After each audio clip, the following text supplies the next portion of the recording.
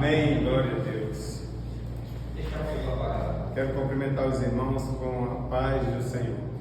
Amém.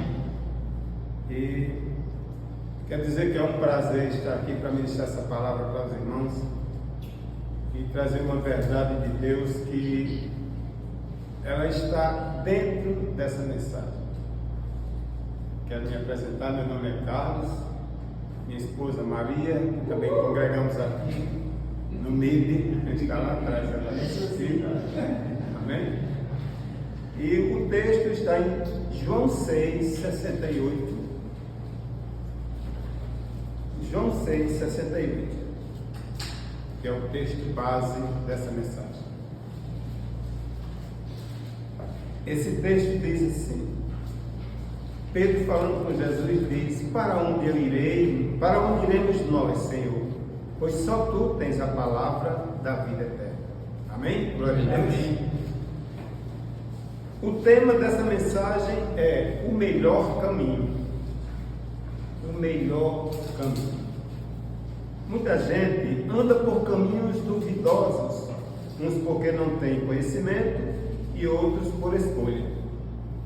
Alguns andam por esse caminho torto porque não querem e outros porque não aguentam ouvir a verdade. É tanto que lá em João 6, no versículo 60, a gente vai ver discípulos de Jesus. Na hora que Jesus está ministrando a vida deles, alguns dizem assim: duro é esse discurso, quem o pode ouvir? Pessoas como essa nós sabemos que existe no mundo, mas que o Senhor tenha misericórdia e consiga alcançar todos para perto deles. Amém? O primeiro ponto está aqui, que eu trouxe para vocês, é: Jesus é o caminho. É óbvio, e nós sabemos que esse caminho ele não é fácil de seguir. Nesse caminho, a dúvida e a incerteza, elas não podem andar juntas. Não tem como andar juntas, pois o caminho da grande decisão é uma escolha que não se deve voltar atrás. Tiago 1, 7 e 8 diz assim: não pense tal homem que receberá alguma coisa. E o versículo 8 diz: o homem de ânimo dobre é inconstante em todos os seus caminhos. Então não há lugar para dúvida para quem escolhe o caminho que leva a Cristo. Diga amém. Amém. Então,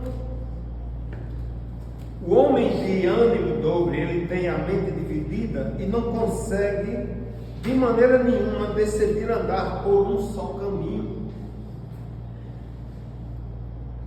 Ele nunca vai receber uma direção quando se trata do caminho certo, porque ele tem as suas próprias decisões, ele tem o seu próprio caminho já definido dentro dele. É verdade.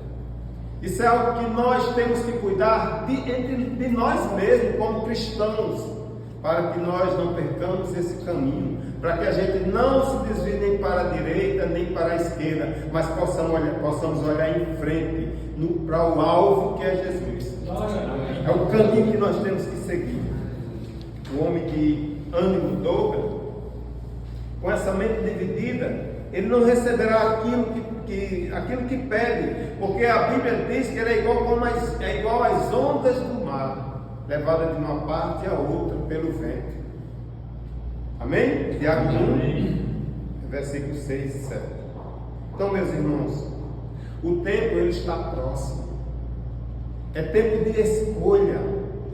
E o caminho ainda está aberto e nós temos que tomar a decisão de andar definitivamente por esse caminho. Amém. Não há tempo para desviarmos. Certo dia eu ministrei na minha célula mesmo que sair da presença de Deus, sair desse caminho, é entrar num labirinto onde a gente não consegue voltar. Muitas vezes a gente consegue, chama, mas a pessoa não vê, não enxerga, há uma cegueira. O primeiro tópico então é: Jesus é o caminho. Amém. Segundo tópico, o que me impede de seguir esse caminho? Olha, todos nós cristãos sabemos que Jesus é o caminho onde encontraremos paz, amor, vitória e vida abundante. Mas também é um caminho estreito, é um caminho difícil, onde as cargas do passado, elas não entram, e nós temos que nos livrar das bagagens que nos impedem de seguir o caminho que é Cristo. Essas bagagens não são nada mais do que o orgulho, o ressentimento, as mágoas, a inveja, os ciúmes, as desconfianças, as más respostas e outras coisas.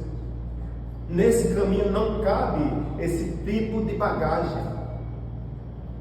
Em Mateus 16, 24, 25, Jesus diz: se alguém quiser vir após mim, renuncie-se a si, tome sobre si a sua cruz e siga-me. Isso é, renuncie essas bagagens, renuncie essas coisas e venha, siga-me. A cruz pode ser pesada, ela pode ser larga, mas você consegue. Jesus diz: eu consegui. Então você consegue, nós conseguiremos. Amém? Amém. Eu tenho aqui uma pequena ilustração sobre essa cruz. Fala de três homens. 3 homens e 3 cruzes. Existia um ponto de chegada, e naquele ponto de chegada tinha um grande prêmio para quem chegasse lá com a sua cruz. Então 3 homens, cada um pegou a sua cruz. O primeiro sai à frente com uma cruz muito pesada, 4,5 metros de tamanho, por 2,5 de largura, uma cruz muito grande. Imagina o peso. O segundo fez a mesma coisa, e o terceiro também, só que a cruz do terceiro era de isopor. Ele queria chegar, os outros também queriam. O que saiu primeiro, ele se atrasou porque ele começou a cansar, e começou a querer desistir, mas ele tinha força, ele sabia que o prêmio era muito valioso e ele tinha que chegar naquele lado, do outro lado. E o que saiu depois dele, com a cruz do mesmo tamanho, o mesmo peso, olhava e aquele homem ia na frente, e ele dizia: não, eu tenho que passar por ele. E começou a cortar a sua cruz, cortar os pedaços da cruz para diminuir o peso, e passou por aquele homem que saiu primeiro. O homem olhava e achava que ia perder o prêmio, mas a sua fé era tão grande de que ele ia conseguir, que ele dizia: eu vou conseguir, com o peso da cruz que eu estou carregando, essa cruz vai me levar a esse prêmio. E o outro ia na frente. O que passou com a cruz, o povo foi embora, olhava para os outros e dizia: tchau, o prêmio é meu. Porque muita gente acha que é simplesmente carregar a cruz, e não é simplesmente carregar qualquer cruz, é carregar a cruz que Cristo deixou para nós. E quando chega aquele homem cansado, já os outros já tinham perdido de vista, quando ele chega lá no lugar, ainda faltavam 10 metros para alcançar o prêmio, havia um grande abismo. Esse abismo tinha uns 3 metros de largura, e era a única passagem para alcançar o prêmio. O homem que tinha a cruz de isopor estava parado. O outro que cortou a cruz para chegar primeiro, não passou. Ele olhou e disse: por que eles não passaram, chegaram primeiro? E olhou assim, de repente aquele abismo de 3,5 metros, ele pegou a cruz, colocou na passagem, passou por cima dela. Aleluia! Glória a Deus! Que cortou a cruz, ficou de isopor, não podia porque não aguentava o peso.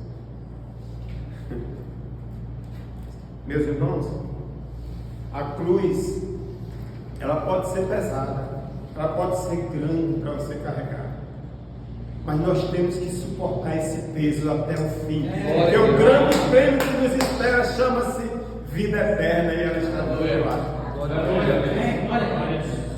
E o terceiro ponto é o que nos fortalece para podermos permanecer neste caminho. É sermos gratos e fazer a mesma pergunta que Pedro fez a Jesus: Senhor, para onde iremos se só Tu tens a palavra da vida eterna? Para onde nós iremos?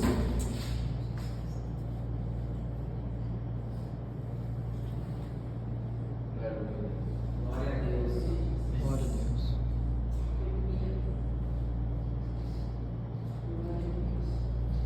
Glória a Deus. Bendito seja o nome do Senhor. Glória a Deus. O que vai nos fortalecer para que a gente não olhe para trás é conhecer, obedecer e praticar a palavra de Deus. Amém. Glória a Deus. É por isso que o salmista diz: Tua palavra é lâmpada que ilumina os meus caminhos e a luz que ilumina os meus, é a luz que ilumina os meus passos. Lâmpada que ilumina os meus passos e luz que ilumina os meus caminhos. Salmo 119, 105. E o próprio Jesus diz: Eu sou o caminho, a verdade e a vida, e ninguém vem ao Pai a não ser por mim. Esse é o Jesus que eu sirvo, esse é o Jesus que vocês servem. Amém? Glória a Deus. A pergunta é: você já conhece esse caminho? Se ainda não conhece, o que é que está te impedindo de entrar por ele?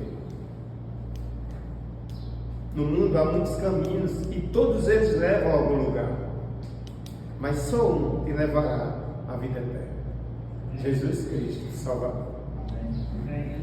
Então eu convido você a entrar por esse caminho antes que a porta se feche, pois ela está prestes a fechar. Jesus está voltando. Se você crer, dê um glória a Deus. Glória a Deus. Glória a Deus. Senhor. Amém.